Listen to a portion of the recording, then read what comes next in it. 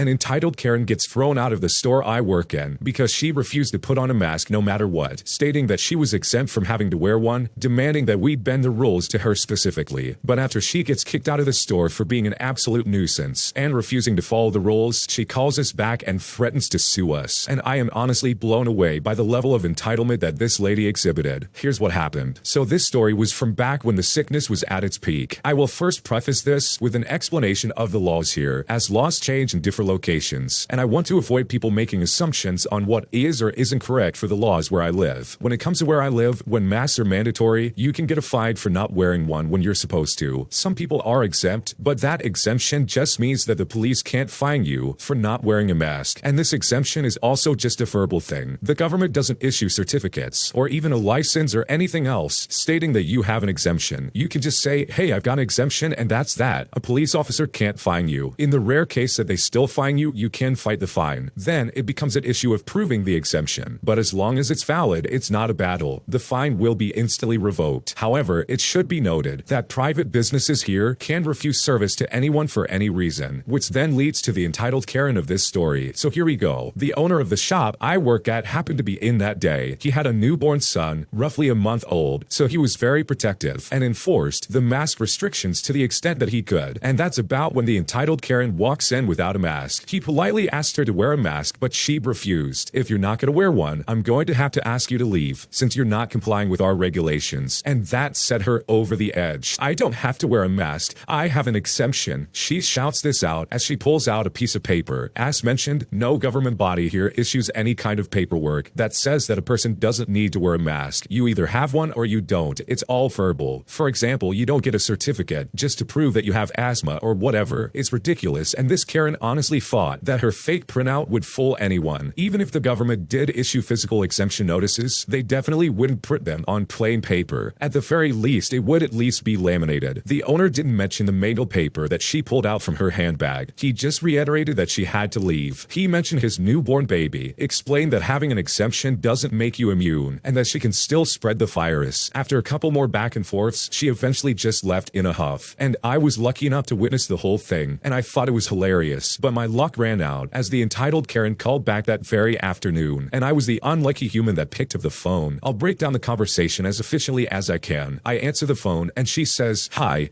I was in today when I was rudely kicked out of the store for not wearing a mask, despite having an exemption. Unless you sell me what I came in for at a steep discount, I'm gonna sue you." I cut her off there, and I said, "Let me stop you right there. I witnessed the whole thing, and you have no grounds for a lawsuit. Firstly, your fake piece of paper doesn't mean anything. Secondly, as a private business, we have the right to refuse service to anyone for any reason, even if you did have an exemption. That only protects you from getting fined, and we are well within our rights to refuse you service." And before I could continue, she starts screaming about how she has a right to shop anywhere she wants, screaming for me to stop explaining what I'm saying and that she shouldn't have to wear a mask. After listening to this go on and on, I just slammed the phone into the receiver as hard as I can about 3 times. I wasn't going to get into a screaming match with this entitled Karen. I look up from my desk though, and I see the owner staring at me. I explained to him that it was the same lady from the store earlier, and he completely understood. Then at that moment, she rang back up again. "We have caller ID, and I recognized the number immediately. So I picked it up and said, 'Are you ready to calm down?' She responded by saying, 'You're extremely rude and I demand to speak with a manager.' I responded by saying, 'I am the manager.' She was stunned in silence for a second. I then said, 'You could speak to the owner if you want,' to which she promptly said that she did. At that point, I realized that she had no clue that she spoke to the owner in the store that morning. So I passed the phone to him and he had a chat with her. I was hoping you would have some fun with her, but I suppose he was just more mature than I am. I won't get into what they spoke about because I only heard what he had to say, but it ended up with him saying, 'I won't stop you from leaving a negative review online, but we are a small business, and that stuff really can affect us, so I really hope you could reconsider.' At the end of the day though, it was all empty words on this entitled Karen's part, because she never did sue us, and at the end she never did leave that negative review, and hopefully she just never comes back ever again. What an absolute psychopath. Talk about being incredibly entitled and acting as if the rules don't apply to you. Like seriously, if you go into a store and they're asking you to wear a mask, then you definitely need to wear one. And this is especially important since this story happened during the peak of the pandemic. I mean, is it really that hard to put on a mask and follow the rules? Some people really are convinced that the world just revolves around them, and that's unfortunate, because that level of entitlement really will get you absolutely nowhere. So hopefully this entitled Karen learned her lesson, that no, she can't just demand to get whatever she wants and expect people to bend to her her will, especially if she's gonna be that rude and disturbing. If you like Am I the Jerk, you're probably going to love Am I the Genius. Check it out, link down below in the description. My boyfriend still lives at home with his parents at the age of 40, and I honestly don't know what to think of it, and I don't know if this is a breaking point for our relationship. So I am dating a guy who just turned 40 years old. We get along great and have been together for around a year and a half. It's kind of hit me that it feels a bit strange that he lives at home with his parents, as well as his younger brother. I'd understand if he was somebody who was looking after his parents or something like that, but the rest of his siblings are either married with kids, and I think they have their own home too, or they are in their early 20s, so I suppose it doesn't seem as bad for them to live at home. My boyfriend also can't cook. He can't use the washer, so I'm assuming his mother cooks, cleans, does his washing all for him. I know this because he'll say things like, "Oh, I'm gonna see what's been made at home for dinner," and stuff like that. When getting to know him a year ago, he talked about living at home, but I thought maybe it was just him and his parents, and he takes care of them or something like that. Not that his brothers live there as well, and sometimes his nephews. And also that my boyfriend doesn't have any lifestyle skills, even though he has a secure job and makes enough money to not depend on anybody else. It is a bit of a turnoff, to be completely honest, of how he really is not that independent. He has also shown his immaturity as well, and this comes out when we have a debate, and he absolutely won't change his mind or even apologize if he's done something wrong, but I'm guessing it's due to his age and the fact that he's had that mentality for so long. I really am not sure that anything would make him change it. I don't know if I'm overthinking, but I feel like he is dependent on living with his parents, and that he might be too afraid to live on his own, or something like that. There has been times where he would want to stay at my house because he doesn't want to walk into my house the next day or go out too late that night in case they think that he's been somewhere. I mean, he is a 40-year-old man, and it's not like they don't let him out or anything like that. It just comes down to the fact that he doesn't want to do that. So I find that part very strange. Like, let's say he comes over to my place. We'd watch movies, we'd spend some time together, maybe like 1 to 2 hours, and then he would leave because he needs to get home for literally no other reason a majority of the time. Like, he just doesn't have a solid reason why he doesn't want to stay out later. I feel like he thinks he's a man's man because he works out, makes good money, but he genuinely doesn't have any skills or goals or other things to show for it. As in, he's too stuck in his ways and acts like he's somebody that doesn't need to have goals. And he does this in such an arrogant way, talking like he is better than everybody else without really saying it. Maybe I'm overreacting here, but it honestly feels very strange that he's still living at home, and I honestly don't know what to think of this situation. I definitely see where the original poster is coming from. This guy is 40 years old and he still lives with his parents, and I think the original poster has it right. It really would be different if there was some kind of extenuating circumstance surrounding around why he was still living at home, but it seems like he's very dependent on living with them to some degree, and he really just enjoys the security of having somebody at home, or maybe something along those lines. I don't know. It definitely seems like a weird situation in general. He has a stable job, and he's got the money to live on his own and basically do whatever he wants, and yet he still lives at home and seems so dependent on his parents. So it does make sense, in my opinion, that you would be worried and concerned about this aspect of his life. Also, the way he acts and how immature he can be when it comes to like debates or arguments of some kind, in my opinion, is kind of a red flag, if you will. Like, how does he not have the emotional maturity to at least admit when he's wrong or to apologize when he makes a mistake? Like, is it really that hard to say, "I'm sorry and I'm gonna do better," especially when there's something legitimate that you did that's really wrong? Either way, it really does sound like the original poster is trying to find the best fit for some kind of future spouse. And if this guy still lives at home at the age of 40 and comes off as being incredibly emotionally immature, then I think some work really needs to be done if you ever see this as an extended relationship. My mother-in-law is angry at my kids that they ate some of her groceries, and despite correcting her and putting her in her place, she decided to still be nasty with me and slam the doors and yell at my kids. And now I honestly don't know what to do. So I have 3 kids, ages 12, 8, and 4 years old. They are good, healthy children that do well in school. They also love their paternal grandma very much. My mother-in-law came down this month to spend the holidays with the family. She lives far away, so we don't see her often. We have a big home, so I sat her up in a nice room in the house. Shortly after she arrived, she offered me her food card. I declined several times, as my family doesn't need assistance with food. I instead thought that she should just keep it. However, she insisted and said she wanted to buy treats for the kids, and that it was Christmas for all, as she puts it. Fast forward to last weekend, and I came home from work. The kids all rushed me and asked if they could have a family movie night and watch Home Alone and drink some hot chocolate. I thought it was a great idea, and so I agreed. So I told them to start making their drinks while I changed clothes. In the other room, I overheard my grandma come into the room and start scolding them. She said, "I knew you would all do this. You've really started something, you know that. I'm never gonna buy hot chocolate again." When I heard that, I was shocked. So I came out of my room and I said, "You know what? Don't worry about it. I will replace it in the morning. After I said that, she just rolled her eyes and went into her room. The next morning, I went to the grocery store before work and bought a bunch of snacks and replaced her hot chocolate that my kids had drinking. I then instructed my children to only eat what I bought and then went to work. Around lunchtime, I started getting text messages from my kids telling me that their grandma wouldn't let them eat the food. They told me that they let her know that I'd bought them food, but she replied by saying that no, I actually only bought it with her food card. She went further to tell them that they act like they have to eat all the time, which is really inappropriate. At this point, I called her and let her know that I did not use her food card, and that if she didn't want the kids to eat what she had bought, then she should bring it into her room, and also not buy them any more food. After I said that, she just straight up hung up on me. Afterwards, I started getting messages from my kids that they were scared, and that their grandma was slamming doors and yelling that she is never coming back to our house again. The kids were crying at this point and scared of what their grandma would do. I had my husband call his mother, and I don't know what was said, but when I got home, she wouldn't even look at me, let alone speak to me in the first place. I honestly want her to go home. I'd even buy her the ticket. I don't trust her around my kids while I'm at work, and she is the one that chose to take this issue about food out on the children without even having spoken a word to me about it. I'm not sure if I would have even discovered it if I didn't accidentally hear her yelling at my kids. My husband wants me to just let it go, but I feel like something is very wrong with this situation. The way this mother-in-law was acting in this situation is incredibly inappropriate. If you're a guest at somebody's house, you need to abide by their rules and be on your best behavior. I don't care how old you are. It's so inappropriate to start yelling at other people's kids, especially when they are blatantly not touching your stuff. It'd be different if they were going through all of your things and causing a lot of chaos at your expense. Then, in that case, I really would understand you getting on their case and saying, hey, you need to cut it out and stop touching my food. But in this regard, that just wasn't what was happening. And if anything, this weird grandma was just having some kind of power trip. And thankfully, the mom was there to try and put her in her place. And I'm honestly with the original poster in that situation. If you're gonna go around yelling at my kids and slamming doors, all because you're upset that I put you in your place, then I think you've gotta go. So if I was in your shoes, I would be looking at local hotels she can kick it at. That way she can enjoy as much of her food as she wants, and she won't have any excuse to try and yell at your kids. Today, I messed up by hugging and kissing a girl that I only just met that night, and I later found out that that girl is actually my best friend's girlfriend, and I had no idea, and now everyone is furious with me, and I honestly don't know what to do. So to start things off, I'm from Argentina, and yesterday my country won the World Cup, and there were obviously lots of celebrations. At night, I went to a small party with some friends. One of my friends invited his new girlfriend and her friends, and I didn't know any of them. When the girls arrived, I saw my friend start a conversation with one of them, and I didn't see him with any of the others, so I assumed that was his girlfriend. The night developed and we got to play beer pong. We were having lots of fun and I got a little drunk, but nothing out of the ordinary. On my side of the table, I was playing alongside two of the girls, none of which were the one I thought was my friend's girlfriend. It felt to me like we all got confident with one another while we were playing. One of the girls stood right next to me shoulder to shoulder, and both of us were making jokes and snarky remarks to one another, and I really thought she was into me. At least that is what I felt at the moment. I guess I must have really gotten confused. Meanwhile, my friend, the one with the girlfriend, tried to get to play on our team, but the girls and I didn't let him play at first, and made some jokes just to try and annoy him. But in the end, we let him play. He got in between me and the girl, and I didn't think too much about it. The game went on until the opposing team had only one glass left. The girl I thought was into me scored the game-winning ball, and this is where the really stupid part comes in, and this is exactly where I messed up. In celebration, I hugged her and kissed her on the cheek. I had just met this girl, and as I'm writing this, I can't stop thinking how on earth I could have been so out of place. That's not like me at all. It would be easy to blame the alcohol, but I wasn't so drunk. All I can say is that I'm a complete idiot. Luckily, the girl didn't take it badly. I guess she must have thought it was weird, but didn't really say anything about it. At the time, I just didn't pay much attention to the whole thing, and I honestly just forgot about it. After that, we chatted and played some other dumb party games, but nothing else of note really happened. I got back home kind of early, and my best friend gave me a ride home. He is not the friend with a girlfriend, mind you. On the ride back, he told me I should be more careful, and that the girl I kissed was my friend's girlfriend. Apparently, he had told the guys he was mad at me for how I behaved. His anger is totally justified, of course. I immediately texted him and told him that I got confused, and I didn't know that she was his girlfriend. He texted back later and told me that he wasn't going to forgive me. Then he blocked me on every social media that we have. Today, I got word from my best friend that everyone is still mad with me. These guys were my only friends. I only chose to go to this party because I felt like I was drifting away from them, and I didn't want that to happen. Instead, I made everyone everyone mad by kissing my friend's girlfriend. I messed up by getting all my friends angry with me, and I honestly don't know how I'm gonna recover from this one. This situation really sucks. You were clearly under the influence and you made a terrible decision. You thought the girl standing next to you was just some single lady that didn't have any kind of boyfriend to account for, and unfortunately you made the bad decision of kissing her on the cheek after she won the game-winning ball in beer pong, mind you. Like, even at its best, that's really not the time to start kissing people on the cheek, especially when you really don't know them in the first place. I think I could win the lottery and I still wouldn't start kissing people on the cheek. So I think that's just a bit of an overreaction, to be completely honest. But it's not an overreaction for the boyfriend to be upset about you. The best thing you really can do is just wait for the dust to settle. They are clearly upset about this in the moment, obviously, but I think if you just give it time, maybe things can settle down and you can have some kind of friendship once again. It's also a little strange that your best friend didn't introduce you to his girlfriend. Like, don't you think that would be important for him to do? But either way, hopefully this all works out for you, because this honestly seems like an innocent mistake, and hopefully this doesn't completely ruin your friendships, since it sounds like you guys go really far back. Today I messed up by not knowing that deleting a dating app does not delete your profile, and now I'm in trouble with a girl I just started dating who thinks I'm still shopping around while we are still getting to know each other. Here's what happened. So I locked down, and I met a smoking hot, super cool heavy metal girl with gorgeous tattoos through a dating app. She is totally my thing, but I was always intimidated by women like that. She is kind of out of my league, especially since I have a kid from a previous marriage. However, my text message game has been strong, even if my in real life game is quite weak. And this is especially after being married for almost 13 years. I've got a pretty good face, and she thinks I'm awkward but still kind of cute. So we meet once for what the young people call a vibe check, and I think, well, that's that. She's probably gonna ghost me now. My ego is trashed after my divorce, despite it being a year ago and one rebound later, so I have no confidence left inside me. However, the flesh and spirit are still willing in the face of failure, so I still have my apps up, and I fiddle with my dating profile a bit over the next day, thinking maybe I'll do better with the next woman that I date. However, out of the blue, she says that the vibes are good, and then in utter surprise, she says that she wants to hang out with me a lot more. I'm basically like, absolutely, and so as a result, I deleted these applications before our second meeting, thinking that it might be handy to not have these dating apps on my phone. It might be premature, sure, but I was enthusiastic. Fast forward a bit, and after a few weeks, she says she deleted her apps and disabled her profiles, and I say, I did the same, I deleted them. So, at a friend's work Christmas party, people keep asking what I look like and what I do. Now, we are friends on Facebook, but those pictures are heavily curated to show me with my daughter, or me in a well-dressed and buttoned-down scenario. I guess she wanted the spicier photos with good angles, not me giving swim instructions to a 4-year-old. So she re-downloads the dating app and re-enables her profile, assuming my stuff is still in her messages. And then boom, not only is my profile still on there, but I had updated the pictures just after our first meeting. Also, mind you, it's about 3 in the morning, and she's had one too many, and that's about when my phone goes off. I wake up to her saying, "So, you updated your profile after we met, and after you said it was deleted? Whatever did, I guess it's okay." And at this point, I'm just confused. I immediately Googled why my dating app profile is still there, even after I deleted it. And yeah, you guessed it. This is a massive fail on my end. And I very quickly found out that just because I deleted the application, it didn't mean that I had taken down my profile. And this wasn't just the dating app that I met this girl on. Literally all the dating apps that I had been on were all still up. So now I'm sitting here sleepless, having done as much damage control as possible with the girl of my dreams, who thinks I'm a serial dater at worst or a straight up lurker at best. I'm pretty sure she probably blasted me to her friends, which I was hoping to meet very soon. So yeah, I messed up pretty bad, and I think I screwed this one up beyond repair. Yeah, that definitely really sucks. You finally get with a woman that you're absolutely in love with and that you really connect with in some kind of way, only for her to get the wrong impression from you pretty much from the get-go. And that really sucks because you finally met someone that you really do like, and it's all probably gonna go up in smoke right before your eyes. So I think maybe explaining to her what happened and saying, hey, it's not what you think. This is all a misunderstanding, and this is why this is still up. Something to that extent might be able to save this situation, but I gotta be honest, it's not looking good. And you're right, she most definitely blasted you to all of her friends, and there's a good chance that she probably is making fun of you behind your back. So hopefully she'll understand where you're coming from. But honestly, if she doesn't understand where you're coming from, then this is probably someone you didn't really want to date in the first place. So hopefully overall this all works out. Thanks for watching. When you subscribe, make sure to hit the bell to turn on notifications so you never miss a video. To finish listening to all the stories, use the playlist at the top of the description. And if you like Am I the Jerk, you're probably going to love Am I the Genius. Check it out at the description below and subscribe.